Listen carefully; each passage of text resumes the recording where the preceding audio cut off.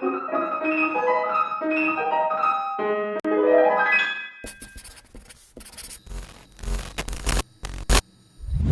up guys, Evgeny Genchev here, and this is Sweet Struggle. On here I'm sharing my knowledge and experience both as a performer and as a teacher to help you have a more productive and more fruitful musical journey. In my videos I have spoken a lot about the things that we should do in order to avoid bad habits. I have put such a big emphasis on how important this is because it's so difficult to actually rewire yourself and to clear such bad practices. The amount of work, energy and awareness that has to be put in order to diminish long-term habits is enormous. And you need to note here that I'm not saying remove, but rather diminish.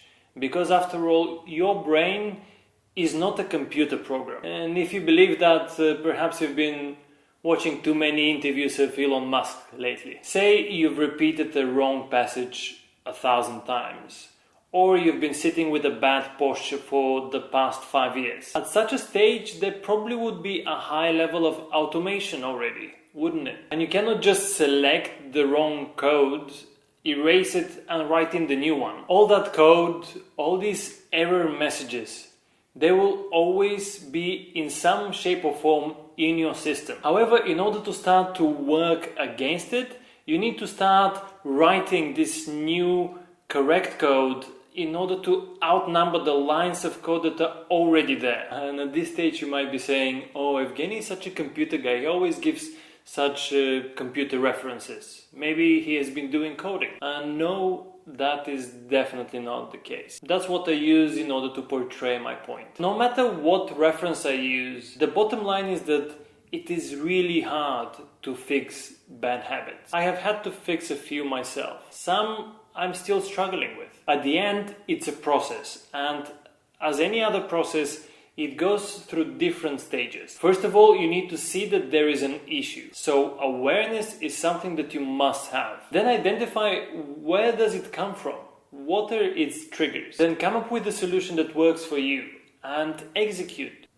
It should be pretty simple, right? You need to know though that once you start executing the plan of tackling this problem, it will take time for you to be able to play without the old habit manifesting itself. So if you're hoping that, say, you've been playing a certain piece for 3-4 years, performed it many times, and then you decide to change your fingering of a particular passage to a different one, then don't be surprised if you've got a performance a week later and you mess it up completely. It's only natural, because if you've got two conflicting records in your memory that have not been fully processed, then your system is highly likely to crash in the heat of the moment. So try to time when you would start working on such a fundamental thing that you want to change in order to avoid uncomfortable situations. Now that we've got that out of the way, let's get to the 3 ways that can help you get rid of bad habits. The first one on the list is using a sign.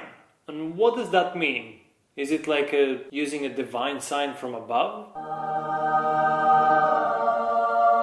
No enlightenment is gonna be necessary for this tip. As many others, when I was in the early stages of learning piano, I had many problems with shrugging my shoulders and keeping my wrists high. And I kept forgetting to actually pay attention on it and fix them. Because as you know, once you start playing and you get into the music, there is a tendency that you might lose your awareness for certain things. So what I did in order to resolve this was to take 2 papers and write on them wrists down, shoulders down, and to put them on both sides of my upright piano. And obviously I wouldn't need to be staring at the signs all the time to keep myself aware, and besides that would make me cross time, but never mind. So that wasn't necessary, but whenever I would actually look up, they would be there to remind me. So eventually I got rid of that unhealthy habit, and I'm sure you can do this as well. Tip number 2 is record yourself, whether it's with an audio recorder or with your phone or with a camera. Make sure you do this regularly. There might be things that you didn't expect to hear or see. I remember the first time that I recorded myself and I heard it, it was frankly quite shocking. I definitely wasn't keeping the tempo or the pulse as well as I thought I was. I also noticed that some of my hand positions weren't quite right. The huge crescendos that I was doing and the grand build-ups that I thought I was constructing turned out to be really insufficient. Actually, to be honest, it was mostly imaginative. Or let's just say that it wasn't quite projecting the way I envisioned it in my mind. I thought I was doing these big gestures that felt almost like, you know, like Langlanesque.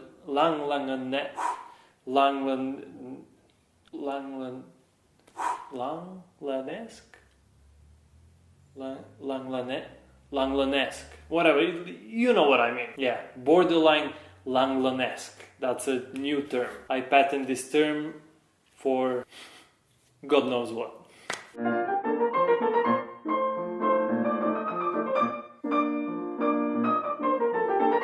Actually, in reality, I was barely lifting my hand off of the piano. So many times we get carried away in the physicality of things or the vision that we have created in our minds. And it just turns out to be a mirage. So recording yourself is a great way to check up on how objective and how aware you are during your practice and during your playing. See how I distinguish the two of them?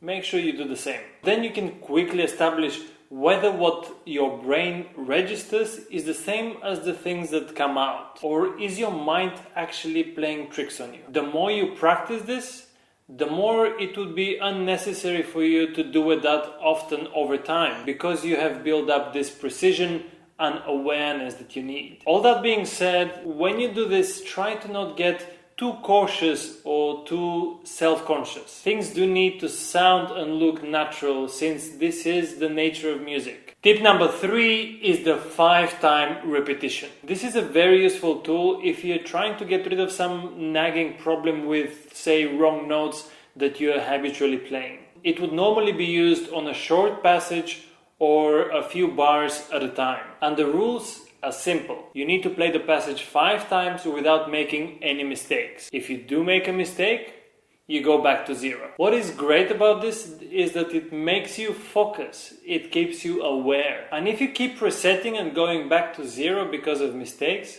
you might notice that you start getting a little bit more cautious, a little nervous even. So then in a way you could say that it also mildly simulates performance conditions, where our attention and awareness are completely maxed out in order to be able to give the best possible performance. If you're feeling that the problem is more severe and you need to increase the number in order to solidify things, then by all means, 10, 20, even 50 or 100 repeats. That will definitely boost the potency of your practice. Just remember that once you finish with a passage, you also need to practice how you come in and how you come out of it. So practice those connections with the rest of the music so that you can put it into context. Otherwise, you will fix the spot, but you might end up having problems around it. Another reason this is a good approach is because many times you might find yourself playing something wrong. After that, you may repeat it and still not play it quite accurately. Then eventually you would play the right thing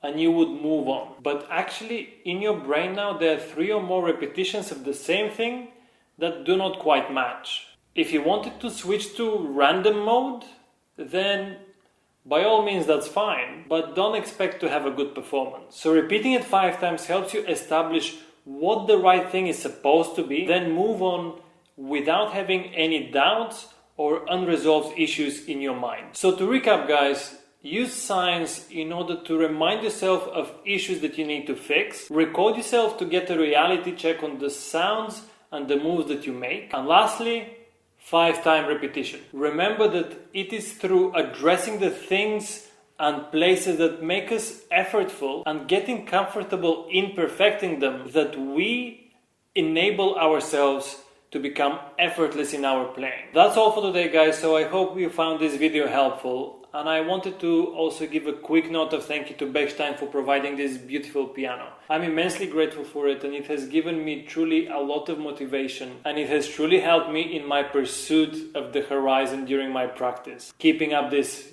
sweet struggle mentality. It is just such an inspiration to have a beautiful instrument to play on. So do check them out if you like. I'll make sure that I leave a link in the description. If you enjoyed this video or you've got any questions, just let me know how you feel about things down in the comments. Subscribe if you haven't already.